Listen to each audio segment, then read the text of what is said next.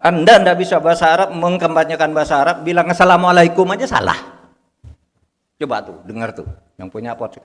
Assalamualaikum warahmatullahi wabarakatuh, gitu. Di mana ada?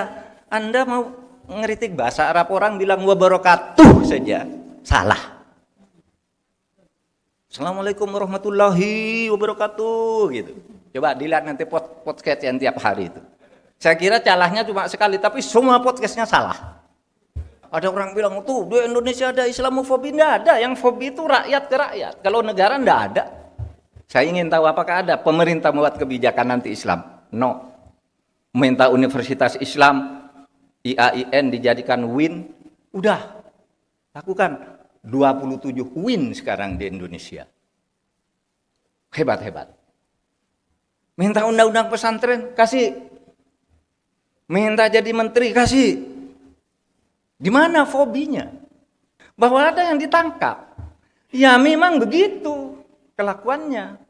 Wah itu ada ustadz dikriminalisasi. Kamu enggak tahu ya, saya bilang. Ustadznya berapa? Disebut 1, 2, 2, 3. Ada lagi? Enggak. Kamu tahu enggak? Jumlah ustadz dan ulama di Indonesia ratusan ribu. Hanya 2, 3 kiai kamu ribut. Padahal dia terbukti melakukan kriminal. Kamu tahu enggak jumlah penghuni penjara hari ini? 31 Agustus 2022, 263.000 penghuni penjara.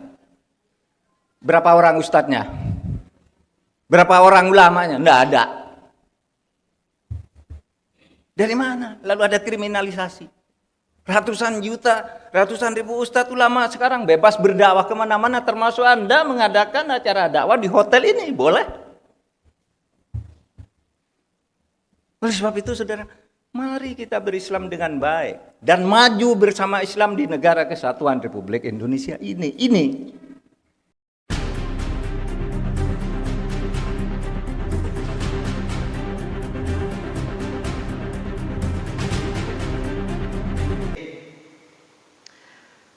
Baru saja ada deklarasi anti Islamofobia atau anti Islamfobia.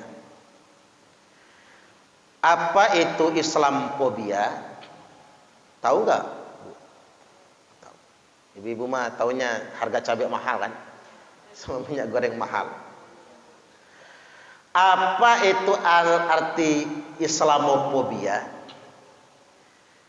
Fobia Islam itu artinya ketakutan akan Islam. Jadi takut terhadap Islam.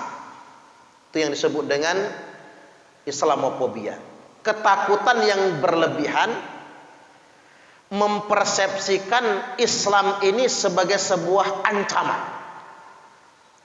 Dan Islam ini akan menimbulkan kekacauan dan kerusakan.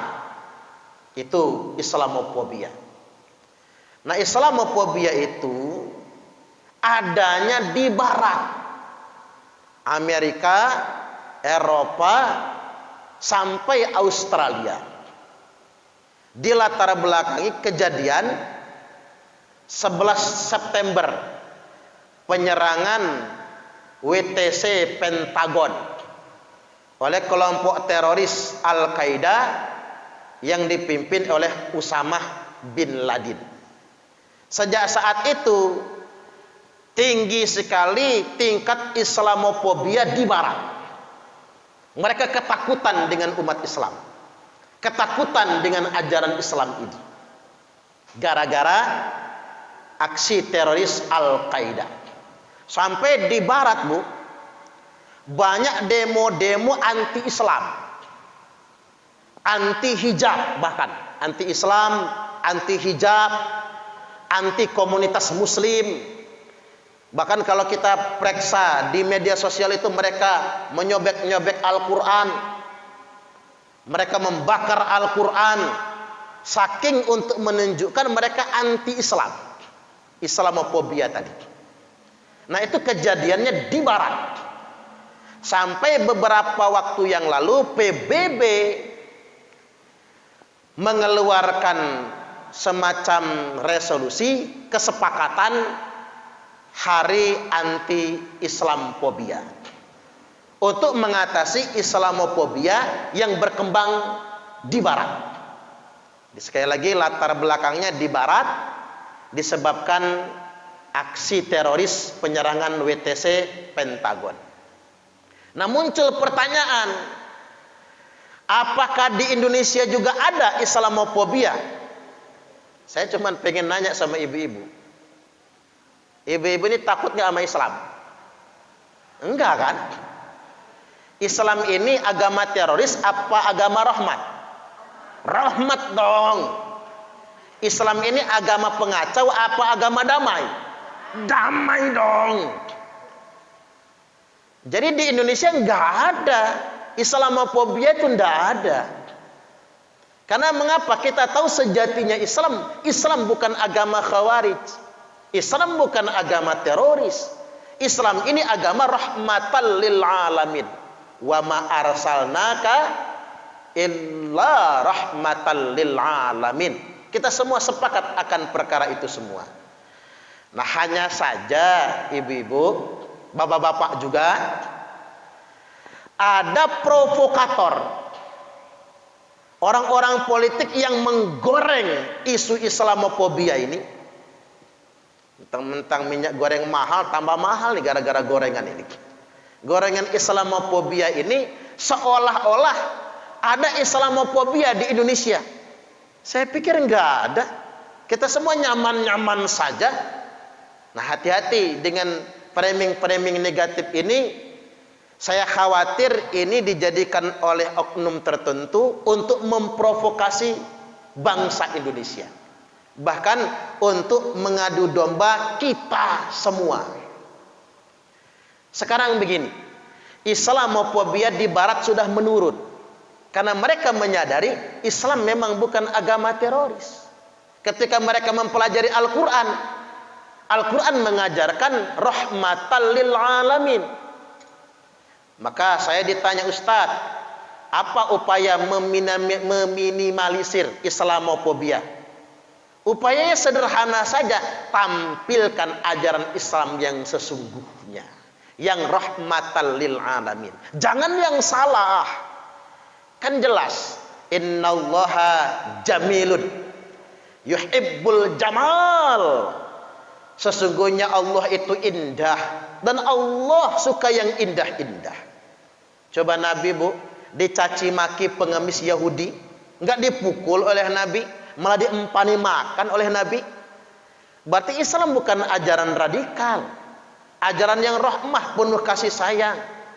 Padahal pengemis Yahudi itu buta, kerjanya mencaci maki Nabi, menghina Nabi, menista Nabi, malah disuapin makan. Kejadian di Taif, Nabi disiksa, dilempari batu, berdarah seluruh tubuhnya, mengalir ke terompahnya. Apa Nabi dendam? Tidak. Nabi memaafkan dan mendoakan mereka semua mendapatkan hidayah. Nah, kita punya kewajiban menampilkan ajaran Islam yang sesungguhnya. Tahsin suratul Islam. Jadi kita ini punya kewajiban untuk memperindah wajah Islam. Karena Islam itu memang indah, maka tampilkan sejatinya ajaran Islam. Namun hanya saja, Bu, ada orang-orang yang flying victim. Waduh, ini bahasanya kekerenan ini ya. Jadi seolah-olah begini, Bu, menebar fitnah. Apa nebar fitnahnya begini? Rezim sekarang anti-Islam. Saya ingin tanya sama yang begitu itu, anti-Islam yang mana? Islam apanya yang diantiin? Ulama dikriminalisasi. Ulama yang mana? Ya, kalau orang berbuat kriminal, apapun gelarnya, apapun jubahnya, ya nggak ada orang yang kebal hukum. Betul nggak kira-kira? Fatimah itu kata Nabi, kalau dia mencuri, aku yang potong tangannya. Ada ribuan ulama anteng-anteng saja. Ada ribuan pesantren, puluhan ribu pesantren, baik-baik saja.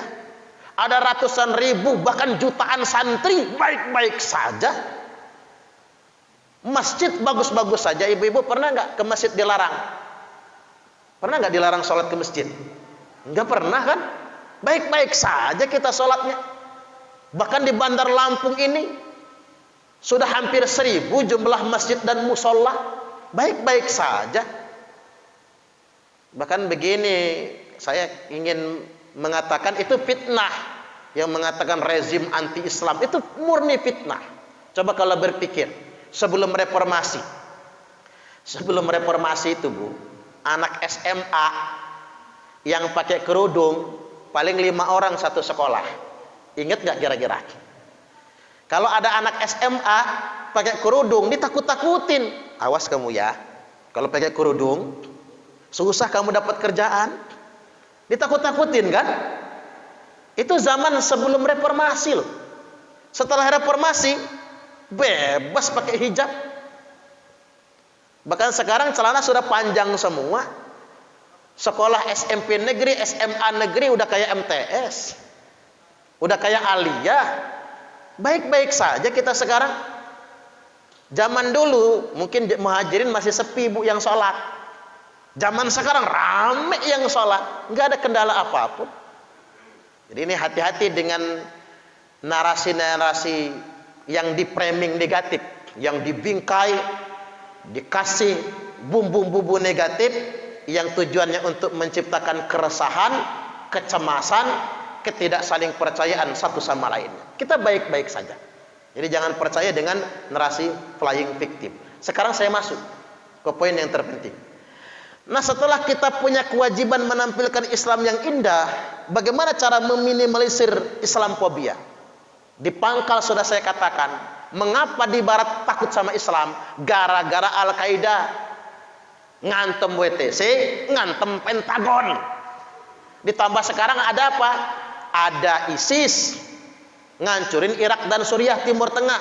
Tambah lagi ada Taliban di Afghanistan. Orang makin fobia dengan Islam.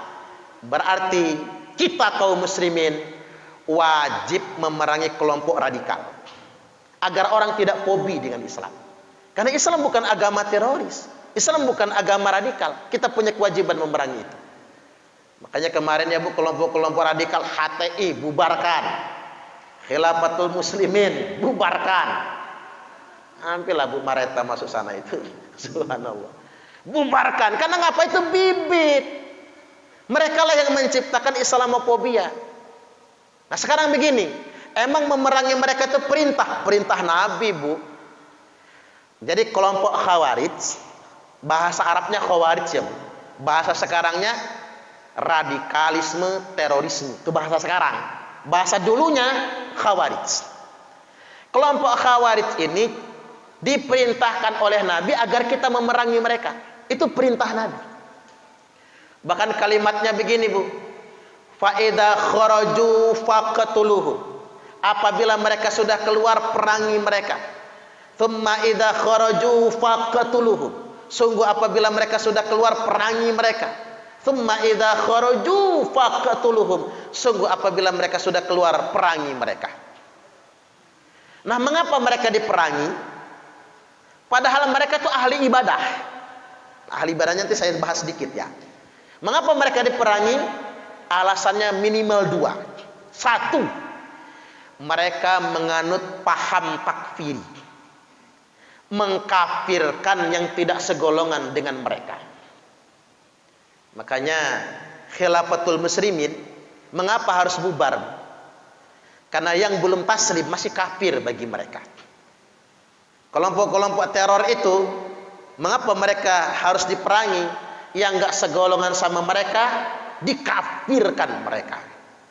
Nah, sejak zaman Nabi sudah ada itu kelompok ini.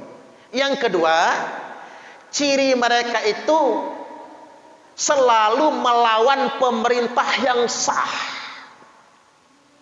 Jangankan pemerintah sekarang ya, Bu.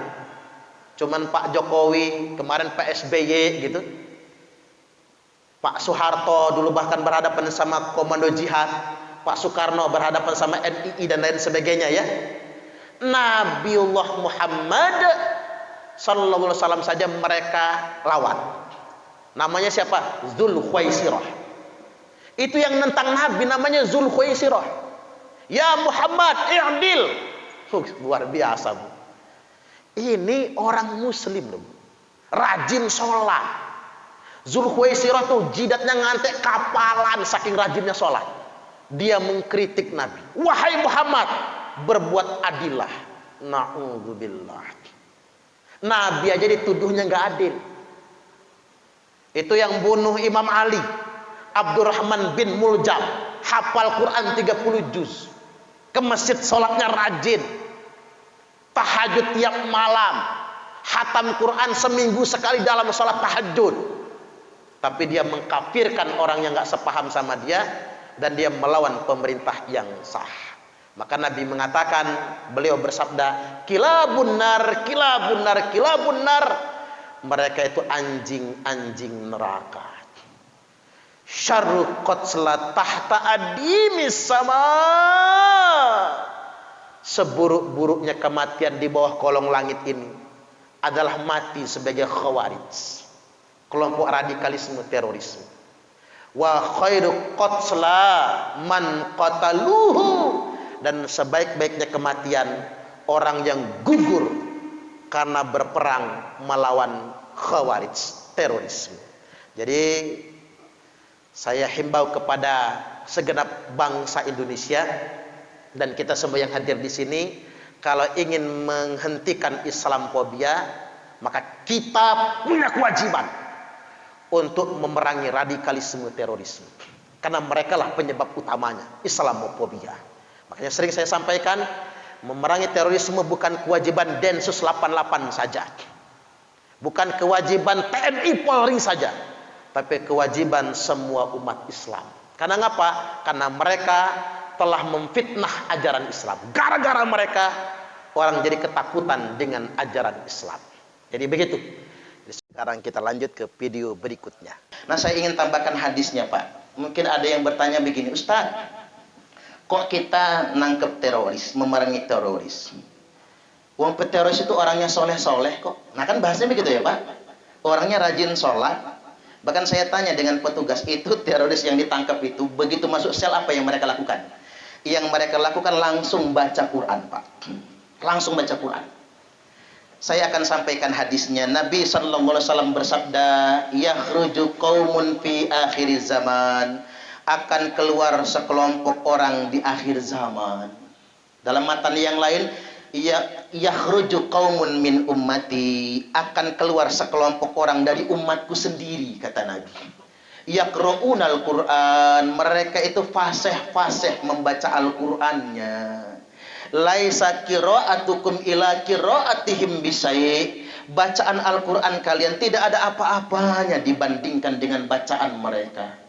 Tuh Pak, Nabi ngomong sama sahabat ini, bacaan Al-Quran kalian tidak ada apa-apanya dibandingkan dengan bacaan mereka. Wala salatukum ila salatihim bisai. Salat kalian tidak ada apa-apanya dibandingkan dengan salat mereka. Wala siyamukum ila siyamihim bisai. Puasa kalian, kata Nabi, tidak ada apa-apanya dibandingkan dengan puasa mereka. Yahkiru ahadukum amalahum min amalihim. Salah seorang di antara kalian minder kalau membandingkan amalnya dengan amal mereka. Secara amaliyah, ubudiyah Pak, mungkin lebih banyak mereka daripada kita. Tetapi kata Nabi, mereka wayak tuluna ahlal Islam. Mereka akan menghalalkan darah saudaranya sesama Islam, dan akan menghalalkan darah-darah saudaranya yang non-Islam. Mereka ngebom gereja. Kemarin ada nyembelih siswa SMA yang beragama Kristen itu ya Pak, karena dikafirkan oleh mereka dan dihalalkan darahnya. Padahal Nabi bersabda, man qatala nafsan mu'ahadan lam yarah raihatal jannah. Barang siapa yang membunuh non muslim, maka si pembunuhnya tidak akan mencium baunya surga. Jangankan surganya, baunya aja nggak dapat. Nah kata Nabi, kalau kelompok begini sudah keluar nih, fa idza kharaju faqtuluhum. Apabila mereka sudah keluar, perangi mereka. Tsumma idza kharaju faqtuluhum. Kalau kelompok itu sudah keluar, perangi mereka. Tsumma idza kharaju faqtuluhum. Apabila kelompok itu sudah keluar, perangi mereka. Jadi kewajiban memerangi terorisme, radikalisme bukan cuman kewajiban Densus, bukan cuman kewajiban TNI Polri, bukan cuman kewajiban pemerintah, tapi kewajiban kita semua. Fatuba liman qatalahum, kata Nabi, maka beruntunglah yang berani memerangi mereka semua. Jadi saya simpulkan dulu ini, segitu nggak apa-apa kan? Nah, nanti bapak-bapak gini aja, kalau pengen nonton ceramahnya yang lengkap betul Pak, bapak-bapak buka di YouTube. Nah, ini promosi saya ini. Ustadz Suparman Abdul Karim ya Pak, nama YouTube-nya Ustadz Suparman Abdul Karim. Jangan lupa subscribe-nya Pak. Ya, kalau belum ngerti itu anaknya, sini. Buka ini lupa Ustadz Suparman tuh, mana YouTube-nya itu. Saya lengkap sekali di YouTube itu, hampir 1000 video ceramah saya Pak. Tentang teroris banyak, tentang khilafatul muslimin banyak. Artinya jangan sampai kita ini, walaupun bapak-bapak nggak mondok misalnya, jangan sampai bapak-bapak dimanipulasi. Yang saya khawatirkan tuh begini Pak, kita nunjuk-nunjuk orang radikal, taunya anak kita yang ikut begituan. Itu yang saya khawatirkan sebetulnya. Jangan sampai kita tidak waspada. Dan satu hal lagi, tolong nanti bapak-bapak kalau ada framing lagi ke ulama atau tokoh dikriminalisasi, jangan percaya. Percayalah, kita wajib menjaga negara ini. Betul nggak kira-kira Pak?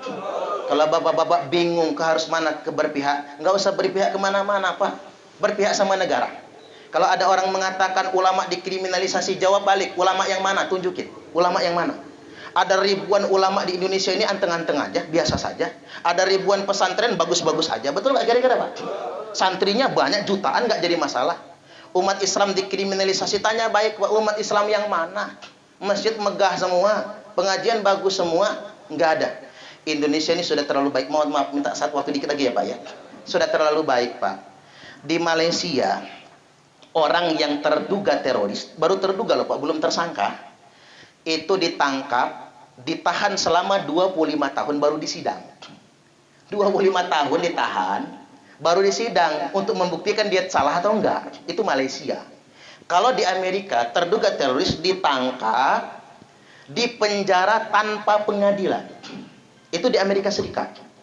Lebih sadis lagi Arab Saudi, terduga teroris langsung dihukum pancung. Paling telat seminggu. Ditangkap hari ini, mancungnya minggu depan. Itu kalau di Arab Saudi. Indonesia negara yang paling lembut terhadap teroris. Bahkan begini, saya buka kartunya Pak. Semua keluarga terduga, tersangka dan terpidana terorisme dikasih makan oleh pemerintah. Dikirim beras, anaknya sekolah disekolahkan, yang kuliah dikuliahkan. Begitu mereka di penjara dan keluar dari penjara Pak, saya temuin di Panjang. Di Panjang kemarin, dikasih modal 30 juta, bikin warung soto. Napiter itu Pak. Yang di Metro dikasih modal 250 juta untuk beli mesin bubut. Saya mikir enak juga ya jadi teroris ini ya. Keluarganya dicukupin, keluar dari penjara dimodalin. Saya tanya sama petugas, kok nggak diekspos ini? Kalau diekspos Ustadz, nanti kasus kriminal yang lain iri semua, kata dia. Coba begal-begal dijabung itu ya Pak. Ya, keluarganya dimodalin, berhenti mereka ngebegal. Baik, demikian mungkin dari saya, bapak-bapak rahimakumullah. Mari kita bela negara kita. Kalau negara kita aman, ibadah kita juga aman. Ketua RT, Linmas, Ketua RT, Ketua Lingkungan Lurah dan sebagainya, semua segenap komponen bangsa, mari kita jaga lingkungan kita. Jangan sampai ada yang dicurigai, lapor ke Babinsa, Babin Kamtipmas, lapor kepada aparat terkait. Mudah-mudahan ini semua bermanfaat. Sekali lagi, mohon maaf apabila ada yang tidak berkenan. Wallahul muwaffiq ila aqwamit thoriq. Wassalamualaikum warahmatullahi wabarakatuh.